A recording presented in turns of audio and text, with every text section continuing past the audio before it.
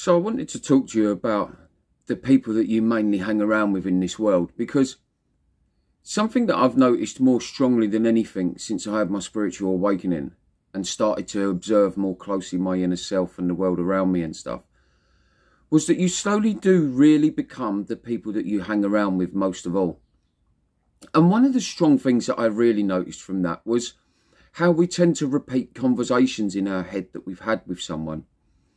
And what I mean by that is, have you ever had a conversation with someone, and this is probably most of you watching, and also most of the conversations that we tend to have through life, where you'll have a conversation with someone, could be a 10-minute conversation, could be a 2-hour conversation, it doesn't matter. But when you come away from that, if you feel like you wasn't heard, if you feel like the other person didn't understand your point of view, or if you feel like you was not being validated during that conversation, which is most of them, because most of us will talk ego to ego. We won't always talk the real us to each other. I'll explain that in a minute. So as we're talking ego to ego, i.e. we're both trying to get our points across as to how we see the world. When you come away from that conversation with that person, you can then spend the rest of the day, the next week, months sometimes, regurgitating over and over and over again that conversation in your head.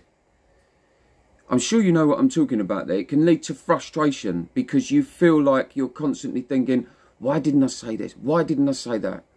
Why couldn't they understand what I was saying? How can they possibly think this?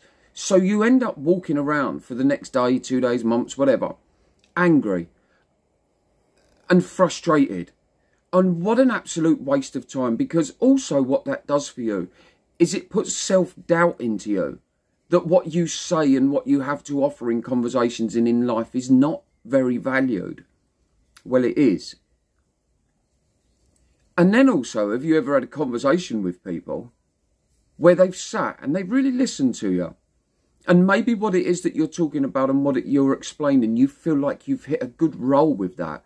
And they've really listened to you. And you've come away from that conversation. And now you're going over that conversation in your head. But the conversation that you're now having in your head is leading on to other conversations in your head. It's woke up a creativity in you because it's woken up a self-belief in you. And because it's woken up that self-belief in you, you're now wondering what else you're capable of. What else you're capable of thinking about. What else you're capable of speaking about. It's a really interesting fact. And I've gone so deep on this stuff over the last sort of 8-9 months. And a lot of my friend cycles have changed around. There's a lot of friends that I've known since birth who know me and they watch the change and they love the change in me. And there's also a lot of people that I was hanging around with that were no good for me. I found that I was having a lot of the negative conversations with, or was continuously banging my head against a brick wall trying to get across to them the point, what it was, what I was trying to get across. But it was never understood. And a lot of the time, that wouldn't be because I wasn't explaining it very well. Sometimes you're just trying to explain something to a stubbornness that doesn't want to understand what you're saying. Because if that person does understand what it is that you're saying, it exposes something in them that they're lacking. It's a really interesting fact, and you have to be careful of the people that you hang around with, because more often than not, people come from a standpoint that they've got something to prove in life.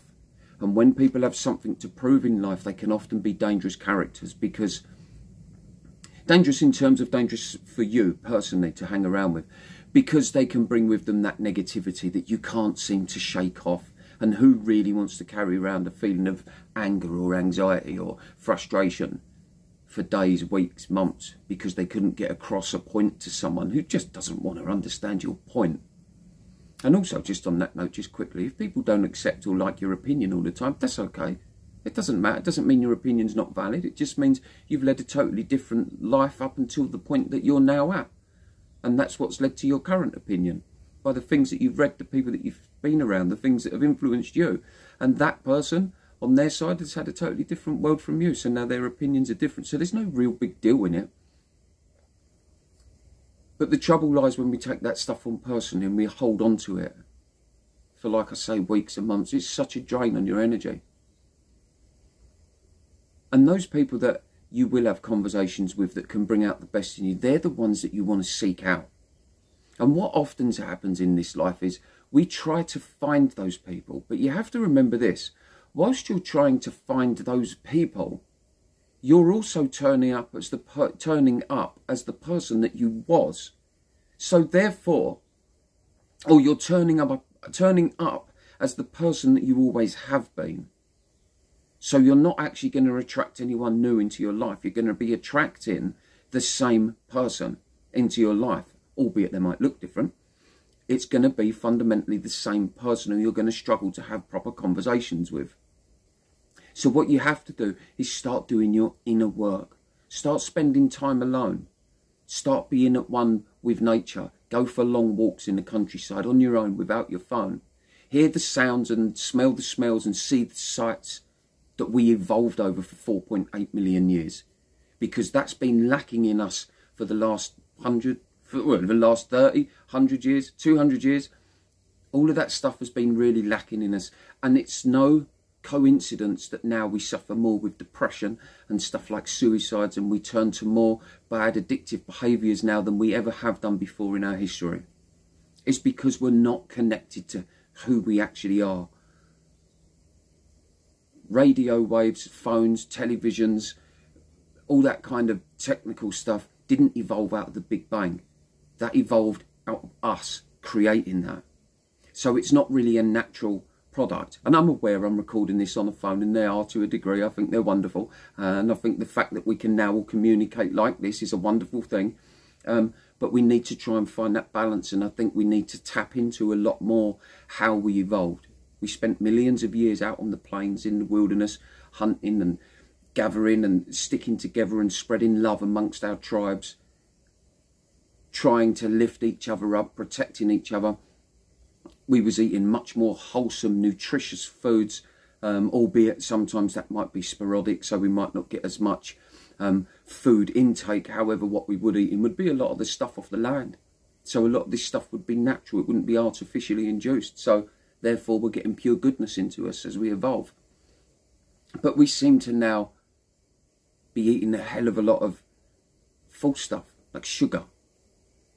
Yeah, bad fat food, stuff that we can open the cupboard and just scoff our faces with. And a lot of that is done because of an addictive behaviour that we're just trying to quench a craving in us. Let me just tell you this. If you don't have any cravings, you won't do any bad behaviours. So if you learn how to get totally comfortable with yourself and be happy with who you are and how you are, your cravings just disappear. And your cravings turn into more something of you'd like, you'd enjoy from time to time. But generally, when you start seeing your self-worth, you don't want to put shit into your body. You don't want to treat yourself badly. You want to treat yourself with good stuff and do good things. And do good things for other people.